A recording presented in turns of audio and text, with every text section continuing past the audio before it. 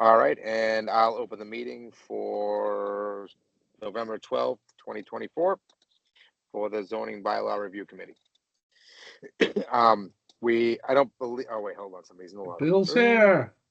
Yay, that was a half an hour of nothing but pain. It was a roundabout for me. I'm end tasking, I'm restarting, I'm like, what the hell is going on? I never All right, hey, appreciated Teams. Bill, the recording is started, the meeting is open, so you've got it from here. Have at it. All right. Now, unfortunately, I want to apologize for missing last week's meeting. It was nothing but a brain fart. I forgot about the meeting and my reminder didn't go off. So I apologize for that. It should have been there. It's okay, Bill. Yeah, and I see We'll you let it go guys. this time. You guys began talking about the village district I saw, which makes me extremely happy. I was one of the proponents of that when we did Liana provide the documentation from that?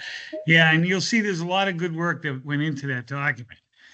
We just never got a chance to finalize it.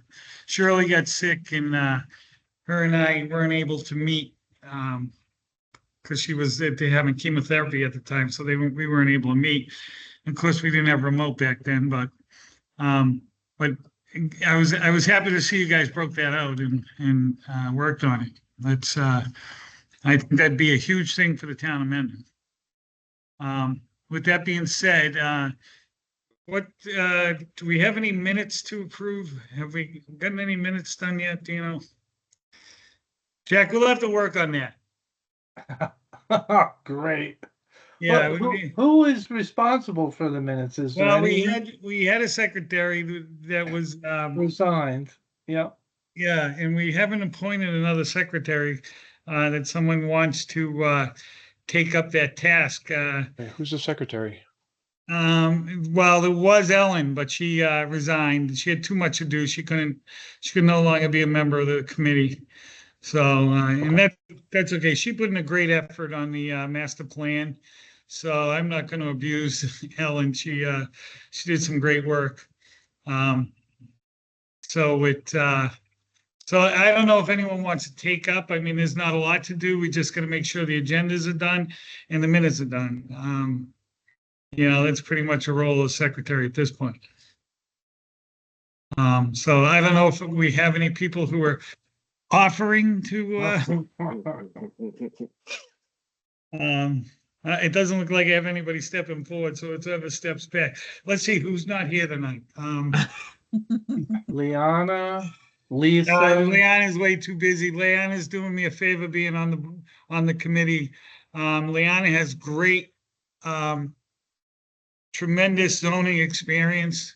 That's why I worked hard to get Leanna on this committee. And she's a great voice for the town of Mendon. But she doesn't have enough time to do the secretarial duties too. She's a legal attorney from like National Grid. And she's got a pretty busy day. She's given up valuable time just to be on the committee. So I don't know who else. Look, I'll do the agendas. I don't have time to do minutes though. Is this something we could have Dylan do, Jack? Does she have time to do quick minutes? I mean, Dylan is out. I would completely. think not. Oh, that's right. That's right. She is on leave, family leave. At minimum till December 1st. And Elisa at the planning office, I don't think she has the time for it either. She I think so. I mean, she's already behind on this stuff. I feel your pain. But what are we doing? What are we trying to do here? Minutes?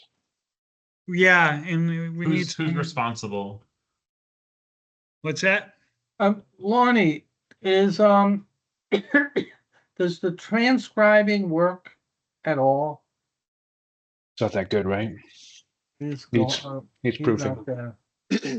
Works a lot better on fully remote meetings than it does on meeting room meetings. If the transcribe is but just okay, I can clean it up. So the transcribe is working, and like Brendan just said, it'll work good here because it's going to know who you are. so Yeah. that's fine. Like I said, I don't mind doing the agendas because that only takes me a few minutes to do each time, and I will do my best to not screw it up next time. But If the transcribe works and someone wants to send me that, like, I'll proof it and get it close. All right. yeah, I mean the minutes So don't have to be. Matt, Hold on, Matt, just the one go thing. The ahead. minutes don't have to be exact. Yeah, They just it's, have to be what we talked about. Yeah. Essentially, it's not like we have to have Yeah, word you for don't word. have to go over the deliberation. You just need to cite the fact that we discussed. Yeah, I right, just well, read something about go what ahead. minutes are. Minutes are what people do, not what they said. Yeah, Right. exactly. So So, it might be pretty quick. Matt, between Matt and I, we'll work out Yeah, the we can- agendas and the minutes. all Okay? right, I'll name Matt secretary since you're already vice you guilted me chair. into it. Second. You're already vice chair, Lonnie, so I'll allow you guys. I appreciate that because All right. I think that needs a vote. So I'll second it, and then we'll run a roll call vote down. Yeah. Bill. Bill Ambrosino, aye. Let's see who else is a voting member. Fran, Frank Nero, aye. Brendan Chanel, Aye. Brendan Chanel, aye. Ann, Mazar, aye. Lonnie Tinio, aye. And did I miss anybody? Matt. Do I vote on it? Because Yep. Matt You Clark, can, you aye, can. yeah. All right. All right, great. so That's it's done. unanimous. Okay, so that takes Thank care you. of the secretary. Thank Thanks, you, Matt. Matt. Matt, yeah, thanks. I appreciate it. That's big help. You gotta pay attention. Uh, man. so at this point, I guess the first order of business, what's the agenda say, Pete? I don't have So it in front of me. today we're just going to be going over basically two documents. The first is, so we discussed this a little bit last time, not in a ton of detail, but the town has the impending MS4 permit study coming up. And Jane and I have worked on this process, helped towns navigate this in the past. What we predict is basically the MS4 permit is going to provide, in the realm of looking specifically at parking. It'll look at some other zoning elements too, but parking is what we're thinking about right now. For parking, it's going to give the town a list of areas of improvement for parking. And having helped other towns deal with this, Jane and I are recommending that we start with the state has a smart growth toolkit model parking bylaw that I think provides a really good it would be a total overhaul of the parking, but it'll provide a really good template to incorporate the MS4 recommendations. And just to reiterate, the MS4 permitting, Jane, you might be able to articulate this a little better than me, but basically there's federal standards that the town is going to be expected to comply with, and they essentially have what I would say is like a nuclear fine where the town is going to be fined so much money that they have no choice but to comply. And the main goal is to, reduce impervious area and improve sort of the ecological outcomes of various planning policies. Jane, do you have anything else to say on this? No, just basically it's pertains to stormwater, reducing runoff and providing for on-site percolation of rainwater on-site. And so reducing parking requirements is a big goal of the MS4 permitting. The other thing is we're gonna, like Bill mentioned, we're gonna be reviewing that old village center draft, the mixed use draft. So what would people want to prioritize tonight? I know Carl's I mean, I know he's not on the committee, but he said he'll be off at 7. I don't know if people have limited time. Which would we rather focus on tonight? I'm gonna need to get off at around 7:10 at the latest. Well, why don't we go over the parking real quick? I mean, this is a model bylaw, so it should be pretty easy to go over kind of quick. Yeah, it is very in depth, which I think is a good thing. Oh, But here I'm screen sharing now. Yeah. So and I think we can do this quickly. Like, let's keep in mind we haven't gotten the results of the study back yet, so it's gonna be edited.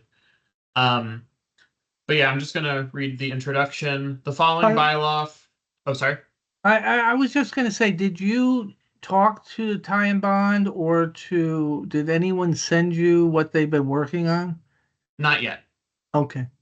Yeah, but I think I Jane and don't I have are- that. And Yeah. Dylan would have it, I unfortunately. know in the last several years, Gabe, through coordination with Ann's crew and the planning board, we've implemented a lot of the LID stuff. Yeah. My particular building, when I designed the parking areas and stuff, I built mine towards shedding, instead of Mhm. capturing. And it's worked out very well for my particular piece of property. And yeah, I'm a believer. I'm an old farm guy. I'm a believer. We don't need to put water in pipes and run them down the street. Mhm. Forever the world survived with putting the water back where it came from, and and I'm a true believer in that. So anything we can do to implement that type of shedding and stuff, Yeah. works for me. So yeah, thank you.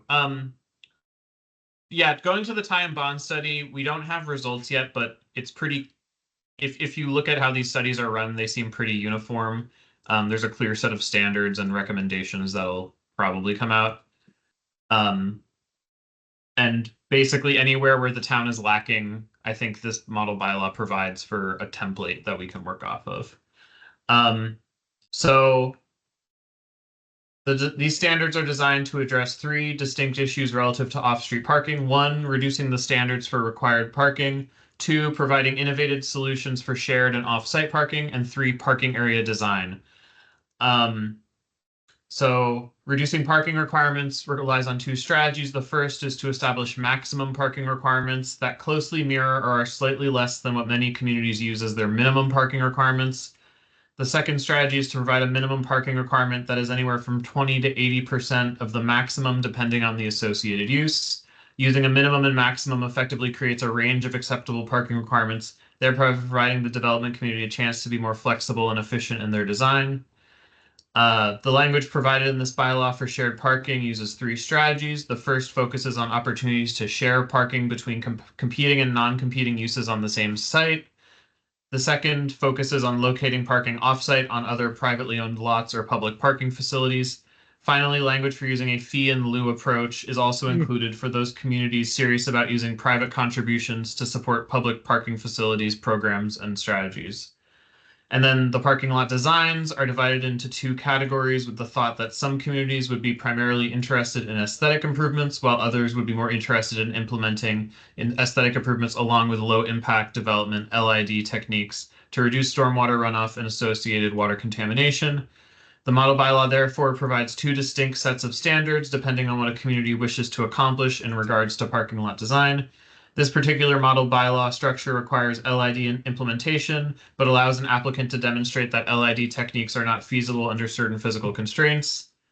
In the parking lot design provisions, this bylaw uses site plan review as the primary review mechanism. These provisions can be used in conjunction with an existing site plan review process in any community, as long as the triggers for the reviews are consistent. And then the way the model is currently written, basically anything with more than 10 parking spaces is going to require site plan review. But that there's been an amount of flexibility and an amount we should just, I think, defer to what Ty and Bond recommends. So this is very much a draft and a suggestion from the state. So I'm going to go to fit page because I don't think I want to get through this in like less than 10 minutes. But just kind of we can just, this is a very preliminary review, but it introduces a bunch of definitions for various parking related terms. I think as these duplicate other definitions in the zoning bylaws, we can eliminate them or move these into the main definition section, but this will be helpful to have. Purpose section basically talks about reducing the amount of surplus parking spaces, reducing unnecessary impervious surface, and protecting lots from the negative impacts of parking, like noise, light, heat and glare from parking lots. So then it provides an off-street and on-site parking calculation. That's discussed more in section 5, and then there's a number of techniques in section 6 that allow you to reduce those parking requirements. It offers a site plan review process for on-site parking. And provides different limitations that can accommodate that. It has a pretty, I think, a good place to start, because this is sort of representative of what's in the bylaws. It provides a table with parking maximums and minimums. So the parking requirement calculation shall be made in the amount specified per 1,000 square feet of gross floor area, unless otherwise indicated. Where mixed-use developments are proposed, the baseline parking requirements shall be calculated as the sum of the requirements for each use. And then there's some reductions in section 6, but as you can see, it's like it would be pretty different from how most of the towns in Worcester County approach parking. Something similar to this is potentially going to be accepted next week in Paxton. But looking at establishing minimums and maximums, I like that it looks at 1,000 square feet of gross floor area rather than like using different standards for calculation for different uses. It breaks that up into, different types of restaurants, different types of retail, offices. Those are maximum, minimum? Yeah, Jeez. per 1,000 square feet. Right, I get that. Yeah. It's still, I mean, you got large scale retail for, let's say it's 8,000 square foot building. That puts it at 24 parking spots, 32 parking spots. I guess it's all right. All right. Yeah. You know what would help whenever we're going to discuss this again, if you could just put our existing requirements to the right as best as you can. I know it's not an exact duplicate, but when we wrote that originally, the smart growth wasn't out yet. Right. So it was sort of kind of.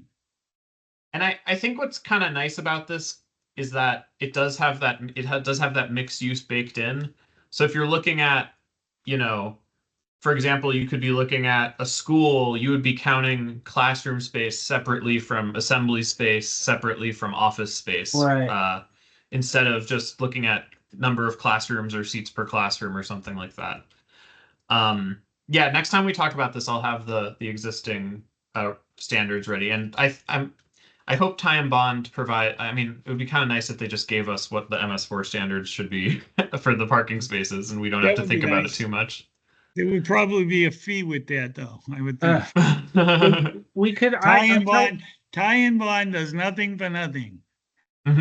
True. Let me ask John Dudley if he has them. He's our DPW boss. So looking at section 6, looking at section 6, they have off-street parking provisions, which accommodates looking at non-competing uses in a mixed-use development, or competing uses in a mixed-use development, which will allow for parking reductions they can go for. In addition to if there's off-site parking within 500 feet of the development, you can request a parking reduction. Off-site parking may only be provided if the off-site lot has an excess number of spaces, or if the applicant can demonstrate that the on-site and off-site uses have non-competing peak demands. So, even though we have these, pretty low maximums, we are still looking at, if they want to reduce further, they still have to prove that they can. There's a fee in lieu of parking option. I think that has the potential to be interesting. I don't know if the town wants to do anything like that. Jack's shaking his head. That's basically that's for developing parking lots, correct? Like municipal parking lots. It's for major downtowns or popular. Yeah, downtowns. it's shared public parking basically, and right. And that's the seed money. I agree. Yep. Parking lot design, you can design up to 30% of the spaces for compact cars. They have in-depth parking space and travel lane dimensions, different for standard spaces and compact cars. Looking at and going really in depth that you can have different parking angles, parallel 40 degrees, 60 degrees. So quite a bit of depth. I think that's in the current bylaw too, but yeah. We had done angle parking, but and then what's cool too is they have very in-depth landscaping standards for stormwater management. Yeah. So for parking lots that will contain fewer than 10 spaces, compliance with the the zoning enforcement officer will have to enforce. We can adjust that number. But basically they want 10% of the total parking area as landscaped open space. They want buffers between non-residential uses or mixed-use development and existing or future residential development areas. So they want 12 feet of buffering between parking. Fences may be used as part of screening, but shall not include chain link fences. These requirements shall not apply to non-residential or mixed-use development that are designed to integrate existing or future neighboring residents into the site through the use of walkways, bicycle paths, or other pedestrian amenities. They want to see the parking lot entrances landscaped with a combination of tree and shrubs.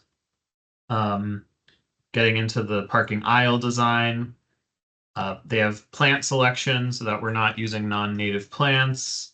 Lots of standards about how the trees could be put into it. So that's sort of the standard approach. And then, which is mostly just getting landscaping for aesthetic purposes. Then you have the option, which I think would be agreeable, to include LID parking area design standards. Basically that the site plan is going to get into the topography and outline drainage areas. That we want, evergreen vegetation screening, screening the lots. So yeah, as you can see, it gets pretty in depth and stuff. We can or we may or may not want to choose to include, but I think it's worth. Once we get the tie and bond study, I think it's really worth digging into. I think Jane and I will probably just prepare a version of this bylaw that incorporates the tie and bond recommendations, and we'll highlight any choices that the committee wants to make. But even this model bylaw looks good. I mean, I'm reading it. Yeah. And it's a lot of stuff that we address in site plan now. So it, like I said, we use LID any way we can, and in the ones that we can't. We still look for them to operate shedding and stuff wherever possible. Mm-hmm. Yeah, I'm a big reducer of putting water in pipes and sending them down the road. Mm-hmm. So the more we can do that, the better off we are. I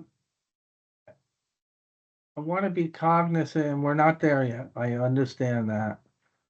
But whatever we do, and I like the direction we're going, I have no idea what the MS4 consultant's coming up with, but it has to be passable at town meeting. Yeah, that's everything. And this has been something of mine for a long time is, there's no use putting a bylaw to town floor that, you ain't got a shot of getting. If we have too much language in there, people are going to gloss over. Yeah, well, I mean, but that we're not there yet. So, and that's for the whole bylaw, really. It's got to be something that we believe, and you believe, because you guys live here, that is reasonable. The town meeting would be reasonably in favor of. Yeah, and to be honest with you, it all comes down to costs. If you impose too much, that's right. Regulation, costs go up dramatically, not only for the contractor, but then for the end buyer. I mean, unless they're a landscaper, he'll like it. Yeah, he'll like that. Yeah, good point, Jack. I see Anne has her hand raised. Yeah, a couple things that I like in the bylaw when we added the LID changes.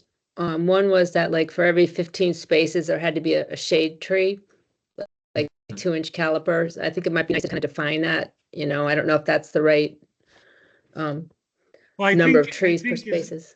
I just think if we're and this gets away with putting too much in stuff, because if you change something later, then it doesn't get changed in all areas. If we just reference the LID regulation that they need to adhere to. I kind of like it. I think it gets lost if you don't put it in the bylaw, though. I just think it gets looked over. Well, then we might as well get rid of the LID and just put the LID changes into each bylaw we write. Well, that's kind of what we did. That's sort of what we did. Well, we've been doing, yeah. Yeah, Well, the LID bill, I believe, is in the subdivision regs, right? it's It's in in the both. subdivision regs. Oh, it's in the both. site It's plan in too. both. Yeah. Okay, okay. But and then the other thing is you not using invasive plants is, I think, really important, but maybe also encouraging use native plants and trees. Yeah, I've they done have. that. I think they provide. There's like a state guide for what's approved for that For a designation. native plant, yeah, there is. Yeah. And we adhere to that. So let's move on. Just because looking at Can the I clock. I ask one more Oh. question? And then Carl has his hand raised too. Yeah, I don't really, sorry, Carl. I just butt in. Are we doing anything with charging stations? We talked about that at some point. I I think forget where we talked about it, but we yeah, talked about it. I'm not a proponent of requiring that. If a developer or business wants to provide that, I mean, to be honest with you, it's a moneymaker for them anyways, because they're charging you. So more than likely, you're going to see a lot of them start to put in charging stations because they're a revenue stream. You know, and they're charging like 20% more than It's what kind of regular. ignoring the direction the country's going in, though, Bill. Well, Well, nobody, I don't. the stretch code addresses that, doesn't it? For the on the building side? I don't know that. Yeah, that's a good question. For new construction, The at building, least. the building code requires it on residential now. But not- Two-wire. Yeah, in residential. I don't think it's requiring anything on the commercial side yet. Dave or Jane, have you run into this? The engineer that we have on staff at CMRPC was recently talking about it. I think he said if the funding for it is coming from federal funds, that you have to have it. And then there may have been a minimum requirement, like parking lots over so many cars has to have it. Something like that. I think it's covered under the energy code for under building for new construction. For renovation, that may be it may not come into play because of substantial versus minimal, so it might be something.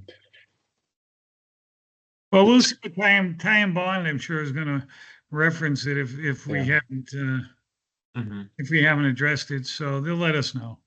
Yeah, But I can check also- with our engineer. It could also be something.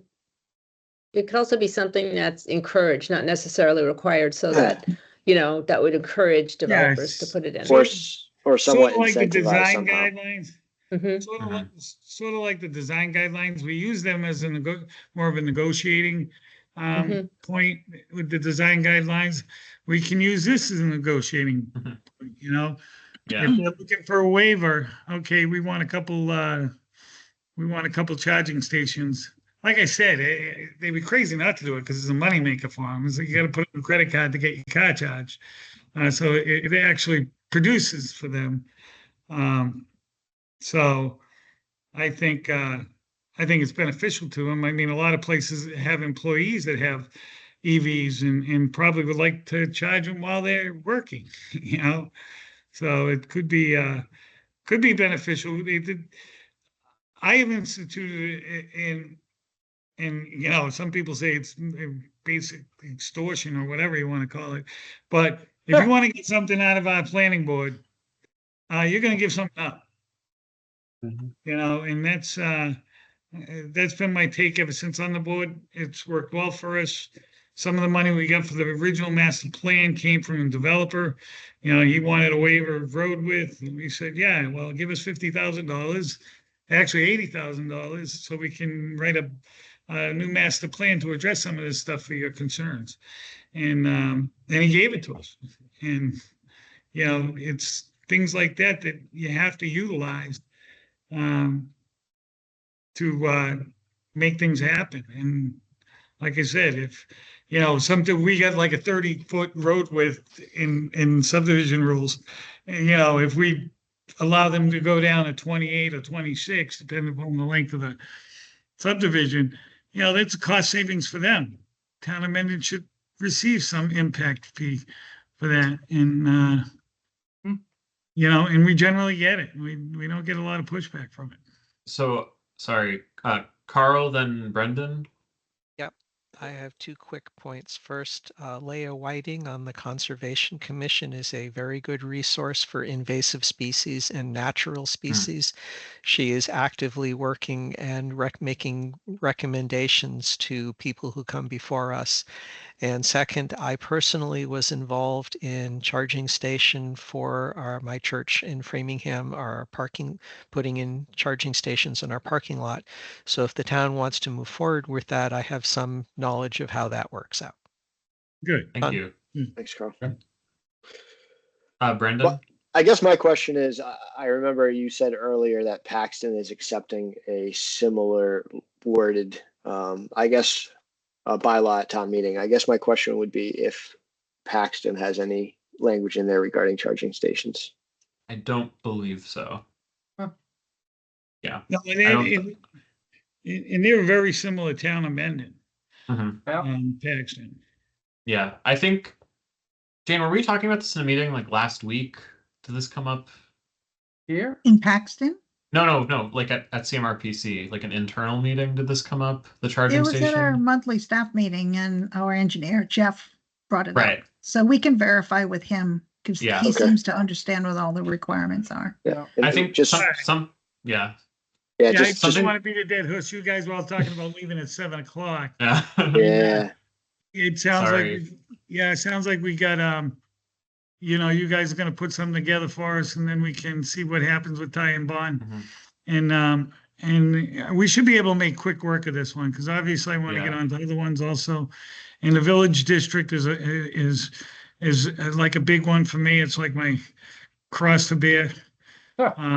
Something I've wanted for a long time. Well, So, do we want to get into that tonight? The village well, it district? sounds like we're gonna be losing some people. And I really would like Liana present, and I'll talk to her, make sure she can make the next meeting, because she Okay. wrote most of it. Her Okay. and Shirley wrote most of it.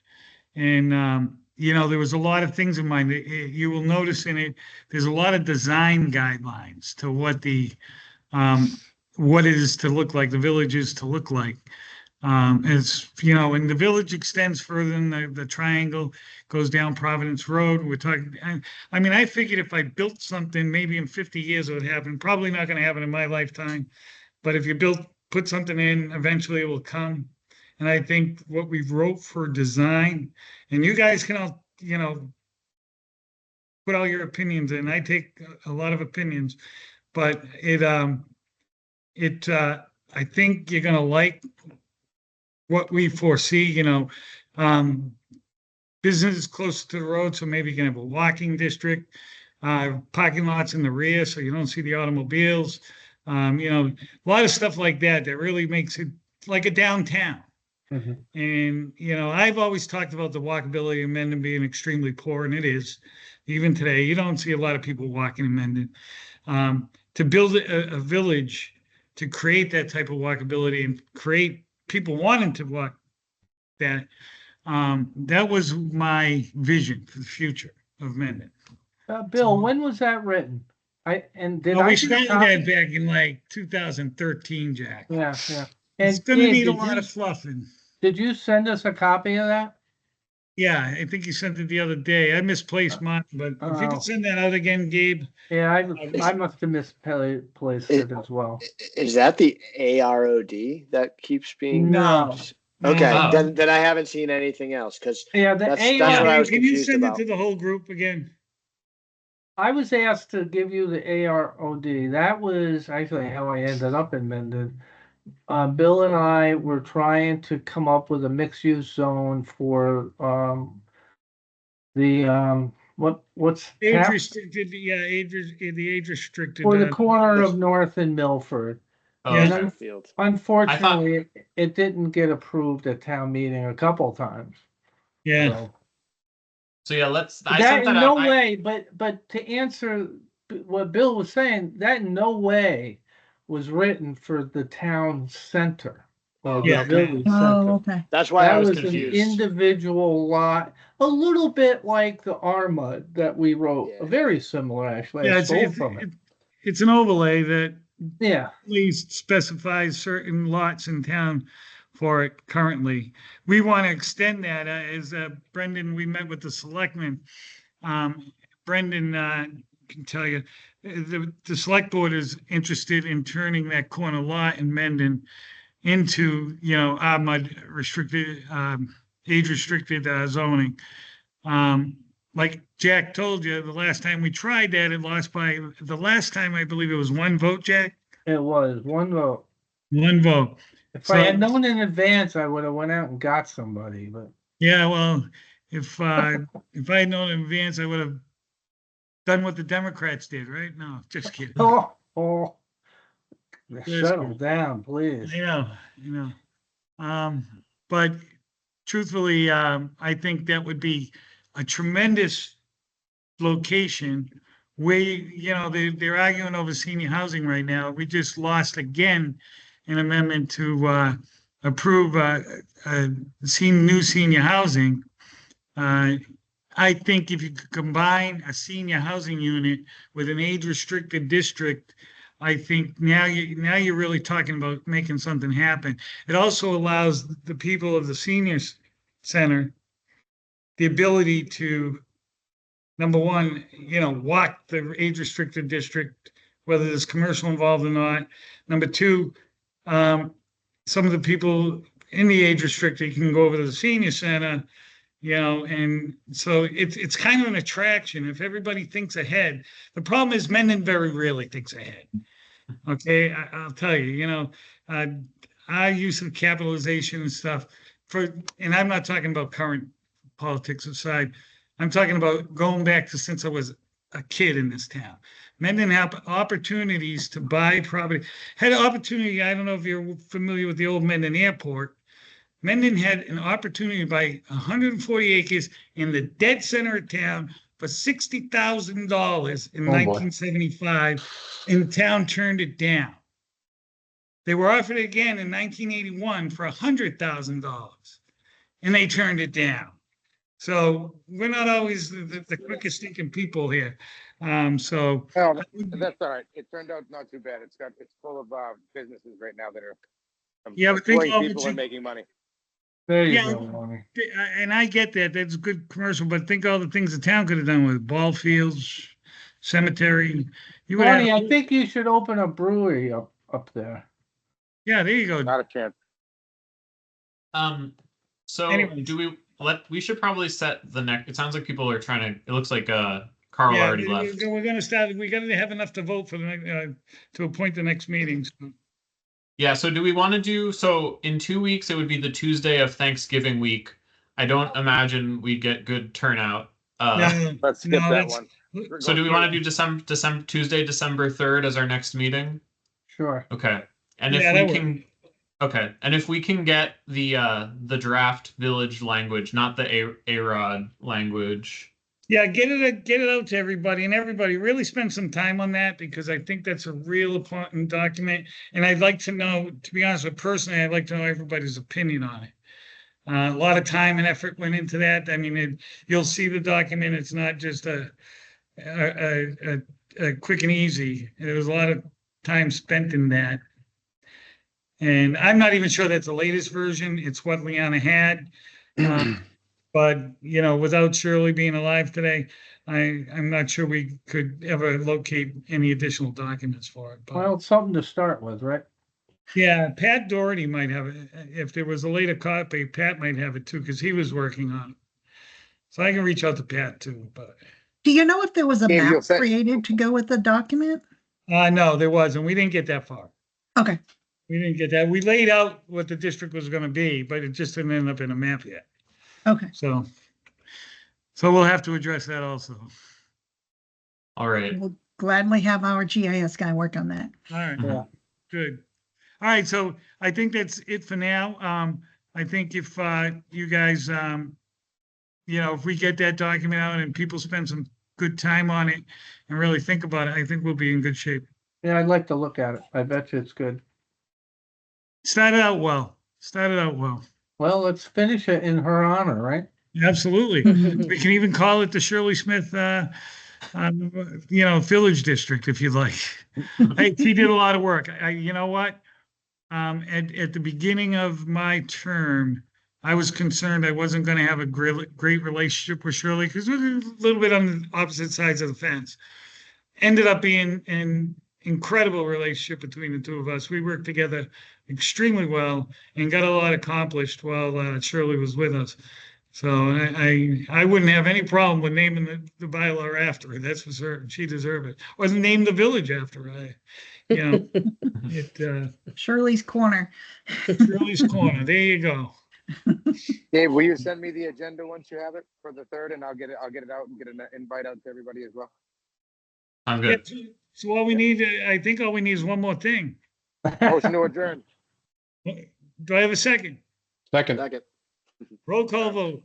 Bill Bill. Ambrosino, aye. Ann Meza, Aye. Fran Nero, Aye. Matt Clark, Aye. Brennan Chanel, Chanel, aye. Monty Tenio, aye. I think I got everybody. Thanks, everyone.